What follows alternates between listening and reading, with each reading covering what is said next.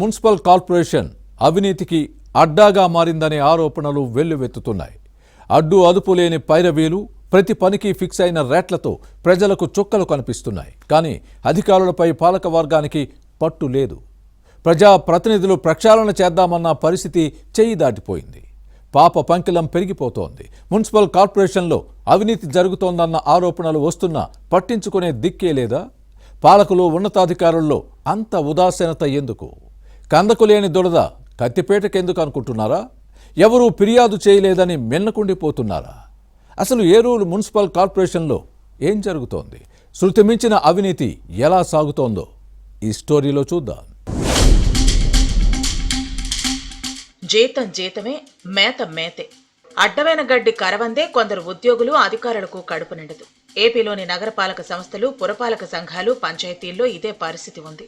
స్థానిక సంస్థలు ఉన్నది ప్రజలకు మెరుగైన సేవలు అందించడానికి. అవి పట్టణాలు, నగరాలు, గ్రామాలైన లక్ష్యం ఇదే. కానీ కొన్ని స్థానిక సంస్థల్లో అవినీతి జలగలు పెరిగిపోయి ప్రజల రక్తాన్ని పీల్చి వారిని పిప్పి చేస్తున్నాయన్న ఆరోపణలు వస్తున్నాయి.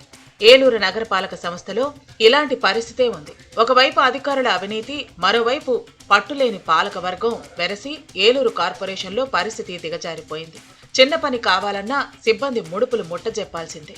లేకపోతే ఆ ఫైలు నెలల తరబడి అలాగే ఉండిపోతుంది. రాజకీయ పలుకుబడి ఉన్నవారితో పాటు కాస్తో కూస్తో అధికార దర్పం ప్రదర్శించే వారికే పనులు జరుగుతాయి తప్ప సామాన్యులకు చుక్కలు చూపిస్తారన్న విమర్శలు వస్తున్నాయి.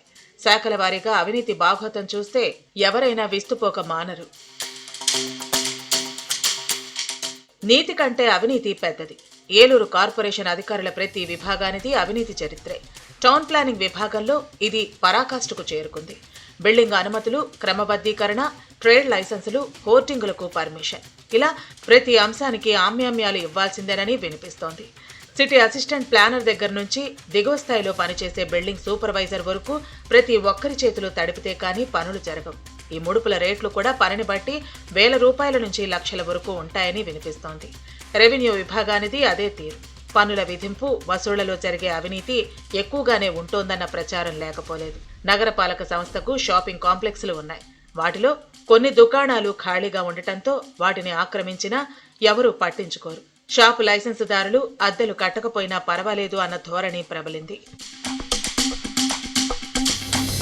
సామాన్యులకు మున్సిపల్ అధికారులు చుక్కలు చూపిస్తారన్న విమర్శలు ఉన్నాయి. ఎవరైనా కొత్తగా ఇల్లు కొనుక్కుని ఓనర్షిప్ పేరు మార్చుకోవడానికి దరఖాస్తు చేస్తే ఆ పని చేయడానికి కనీసం ₹20,000 ముట్టజెప్పాల్సిందే. పన్నుల విధింపు అంచనాలప్పుడు భారీగానే అక్రమాలు జరుగుతున్నాయన్న ఆరోపణలు ఉన్నాయి. ఇక ప్రజారోగ్యంతో పాటు ఇంజనీరింగ్ విభాగాల్లో అదే తీరు. ఆరోగ్య విభాగానికి అనుబంధంగా ఉండే జనన మరణ నమోదు కేంద్రం పైన అభియోగాలు లేకపోలేదు. సాధారణంగా బర్త్ డెత్ సర్టిఫికెట్లు ఆన్లైన్లో జారీ చేయాల్సి ఉంది. కానీ ఇక్కడ ఆఫ్లైన్లోనూ ఇస్తున్నారు. అందుకు ₹5,000 సమర్పిస్తే చాలు, పని అయిపోతుంది. ఇంజనీరింగ్ విభాగంలో పెట్రోల్ స్కామ్ గురించి చెప్పనక్కర్లేదు. కార్పొరేషన్ వాహనాలను కొట్టించే ఫ్యూయల్కు, లెడ్జర్లలో ఉండే లెక్కలకు సంబంధం ఉండదు. ఇక్కడ పనిచేస్తున్న ఒక డ్రైవర్ ₹1,00,000 రియల్ ఎస్టేట్ వ్యాపారం చేశారంటే చేతివాటం పరిస్థితి ఎలా ఉందో, పెట్రోల్ కుంభకోణం ఎంత పెద్దదో అర్థం చేసుకోవచ్చు. ఇక కార్పొరేషన్ పరిధిలో పనిచేసే మెప్మాలో జరుగుతున్న అవినీతికి అంతే లేదంటారు. వైసీపీ హయాంలో ఇళ్ల నిర్మాణానికి లబ్ధిదారుల నుంచి ₹35,000 చొప్పున వసూలు చేశారన్న ఆరోపణలు ఉన్నాయి. ఇలా దాదాపు ₹20 కోట్ల గుంజారని అంటారు. ఆ డబ్బును బ్యాంకులో డిపాజిట్ చేయాలి. కానీ అప్పట్లో ఆ నిధులను city mission manager, project director పేర్ల మీద డిపాజిట్ చేశారు.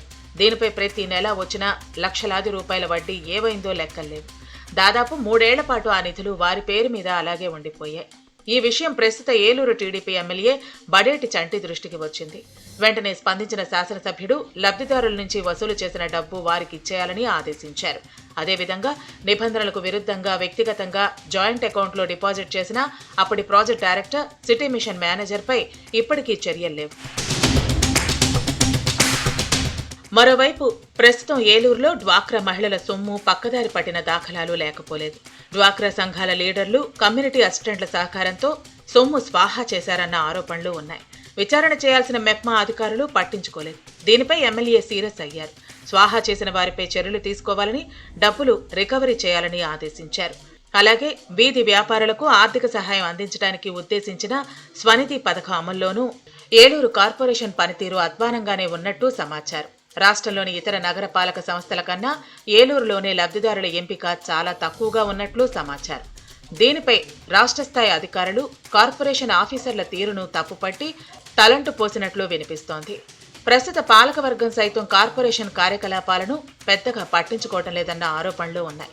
మరికొన్ని నెలల్లో మున్సిపల్ ఎన్నికలు జరగనున్న తరుణంలో ఈ అవినీతి బాగోతం ప్రభావం టీడీపీ నేతృత్వంలోని కూటమి ప్రభుత్వంపై పడే అవకాశం లేకపోలేదన్న ఆందోళన వ్యక్తమవుతోంది. ఇటు ఉన్నతాధికారులు అటు పాలకులు కలిసి ఏలూరు నగరపాలక సంస్థను ప్రక్షాళన చేయకపోతే మరింత భ్రష్టు పట్టుకుపోయే ప్రమాదం ఉంది. ఏం జరుగుతుందో చూడాలి.